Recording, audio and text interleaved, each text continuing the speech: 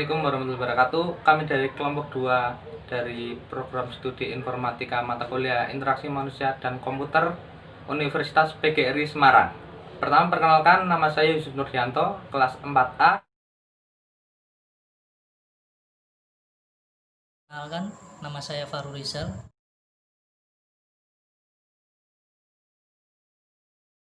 Perkenalkan, nama saya Angga Prayuda. Perkenalkan, nama saya Riki Gunawan Ika Setiaputra.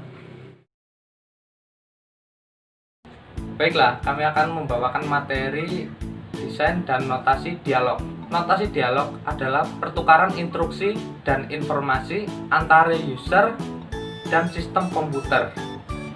Terdapat dua model notasi dialog.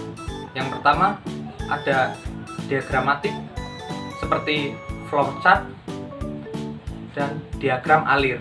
Yang kedua yaitu tekstual, ada format grammar dan aturan produksi. Dalam IMK ada 3 bahasa. Yang pertama leksikal, yaitu berbentuk icon, tombol yang ditekan ekuivalen dengan bunyi ejaan. Yang kedua ada sintaksis, urutan input output ekuivalen dengan tata bahasa. Yang ketiga ada semantik, makna dialog terkait dengan struktur data. Struktur dialog manusia sifatnya beda dengan struktur dialog komputer. Jika manusia tidak terstruktur, dipengaruhi oleh emosi dan situasi, dan tidak konsisten. Struktur dialog pada komputer biasanya terstruktur dan terbatas. Karakteristik dialog manusia dengan komputer yaitu: pertama, dialog disebut dengan urutan tertentu. Kedua, dialog telah ditetapkan sebelumnya. Ketiga, dialog berikutnya bergantung respon user. Keempat, mungkin saja tidak mengakomodasi semua kejadian yang mungkin. Kelima, beberapa dialog dilakukan secara bersamaan. Keenam, deskripsi dialog berada pada level sintaksis, bukan semantik.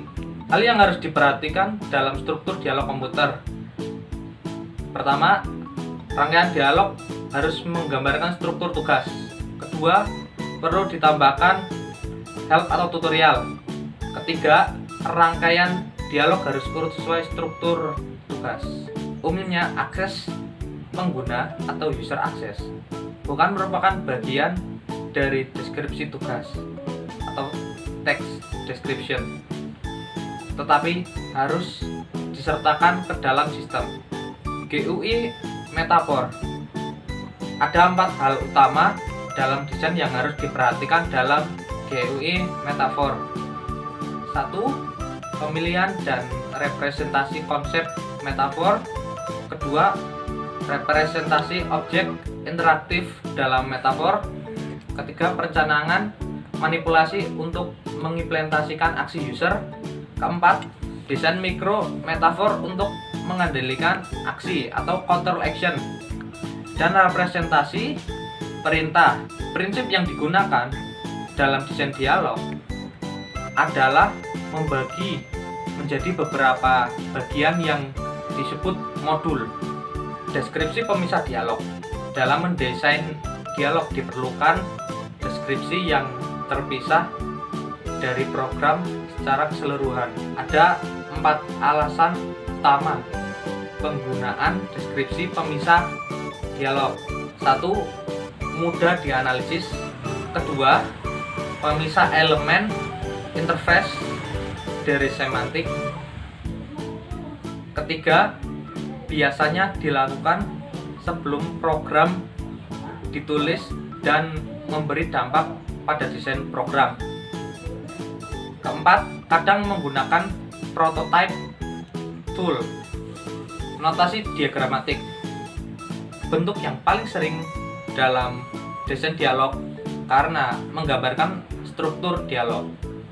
Sulit menjelaskan struktur dialog yang lebih luas dan kompleks. Metode yang digunakan untuk notasi diagramatik yaitu flowchart, diagram alir, State Transition Network, dan diagram GSD. Notasi tekstual. Dalam notasi tekstual ada 3 metode yang digunakan, yaitu grammar, aturan produksi, CSP, dan proses aljabar. Tata bahasa merupakan suatu ekspresi yang menjelaskan suatu maksud dan suatu kalimat atau sintaks. Salah satu bentuk formal yang sering digunakan adalah BNF atau Backup Now Form yang berfokus pada aksi user dan ekspresi reguler yang menjelaskan kriteria pencarian tekstual dan analisis leksikal pemrograman. CSP dan proses aljabar digunakan untuk proses sekuensial pada natural language base. CSP dan proses aljabar juga digunakan untuk proses yang berbarengan. Materi selanjutnya akan disampaikan teman saya. Tata bahasa. Tata bahasa yaitu ekspresi reguler untuk menjelaskan maksud dari suatu sintaks. Yang kedua BNF, Backup Now Form, yaitu berfokus pada aksi user. Yang ketiga ekspresi reguler, yaitu menjelaskan kriteria pencarian tekstual dan analisis leksikal pemrograman. Aturan produksi, yaitu menggunakan if, kondisi, dan aksi. Contohnya pada menu. Yang kedua baik untuk teks paralel, bukan untuk teks sequence. Proses aljabar yaitu digunakan untuk sekuensial atau urut. Pada natural language based dan bersama-sama, misalnya penggunaan mouse, keyboard, dan draw menu secara bersama-sama. Dialog semantik, biasanya struktur dialog bersifat sintaksis. Dialog semantik memberikan tambahan catatan dialog formal mengenai arti suatu aksi dan user dibiarkan menginterpretasikan sendiri. Dialog semantik ada 3 aspek dalam dialog aplikasi dan user. Yang pertama yaitu spesifikasi notasi semantik untuk special purpose. Yang kedua yaitu berhubungan dengan bahasa pemrograman dengan menyertakan beberapa coding dengan notasi dialog. Yang ketiga berhubungan dengan spesifik notasi formal. Desain dan analisis dialog. Ada 3 pendekatan dalam perancangan dialog. Yang pertama berfokus pada aksi user, apakah terspesifikasi dengan baik. Yang kedua memperhatikan kondisi dialog. Yang ketiga isu presentasi dan leksikal, bagaimana tampilan dan fungsi tombol. Selanjutnya yaitu properti aksi. Ada 3 aksi dasar. Yang pertama yaitu select from menu, click on a point, dan selanjutnya double click on a point. Properti aksi yang selanjutnya ada 3 karakteristik dalam properti aksi. Kelengkapan mendaftar semua aksio yang mungkin, dan kemudian determinasi label dan simbol harus sama. Kemudian konsistensi aksi yang berbeda menghasilkan efek yang sama, contohnya penggunaan keys dan mouse. Properti kondisi. Kondisi mempresentasikan poin di mana user memperoleh informasi atau sistem telah melakukan sesuatu. Yang kedua, user memerlukan kemampuan pemilihan kondisi dengan mudah dan adanya fasilitas reversibility atau undo. Properti kondisi. Jika tidak memungkinkan dilakukan undo, harus ada peringatan. Misalnya, berhubungan dengan sistem atau data. Selanjutnya, misal pada formatting berhubungan dengan pengolahan data.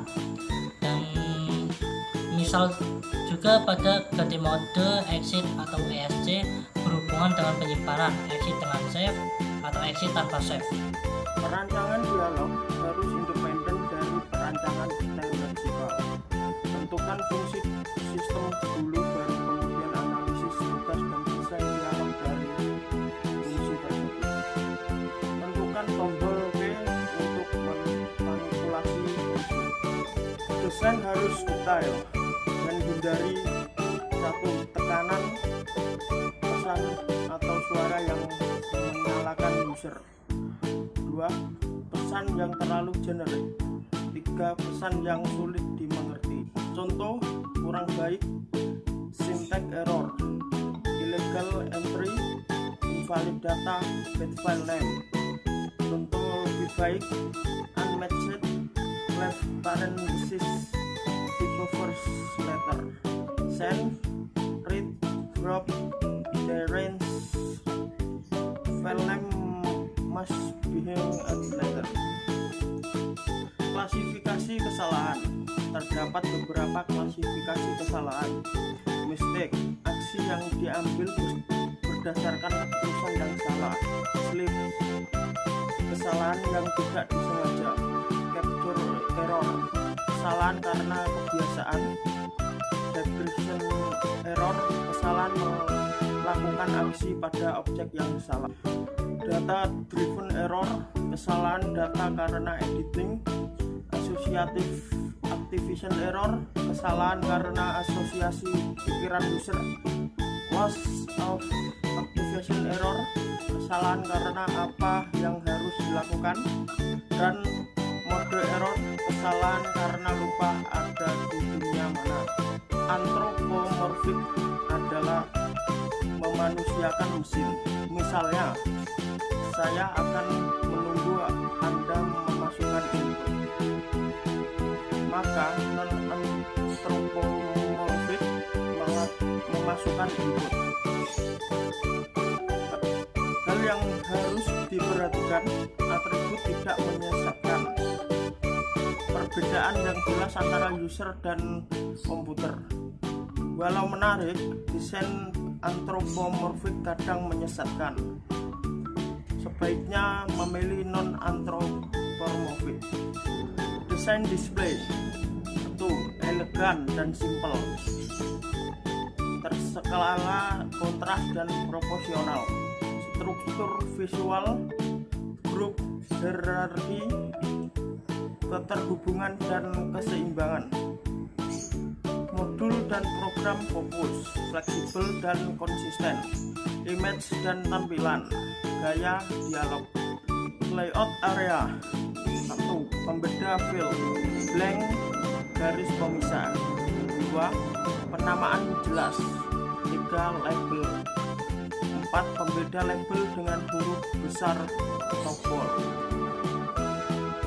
5. Kotak, baik untuk pembeda tetapi memakan tempat. Warna. 1. Sejuk atau tidak menyakitkan mata. 2. Aksen pada tampilan. 3. Mempermudah penamaan pada tampilan yang kompleks. 4. Penekanan struktur.